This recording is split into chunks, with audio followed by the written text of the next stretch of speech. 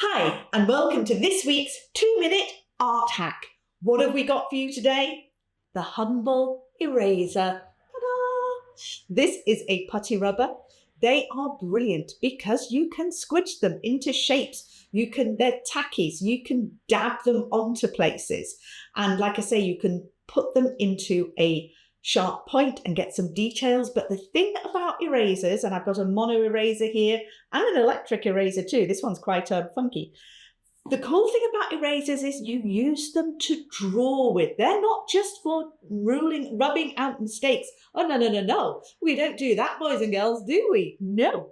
We create masterpieces and we use erasers to carve into the charcoal or the pastel or the pencil that we've put down to create some wonderful effects like these hair effect on this portrait was done using an eraser. And I will show you what I mean. Follow me.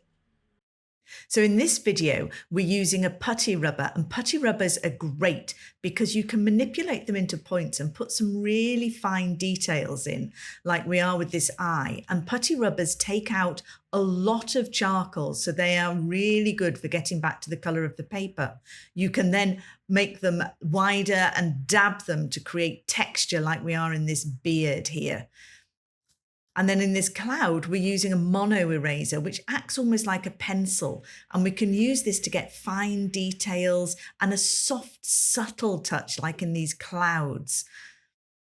And then on this crow, we're using it to do the feather texture. And all these tutorials are available in the Smart Art Academy. So do subscribe so you can get to find out these and other free workshops that I give.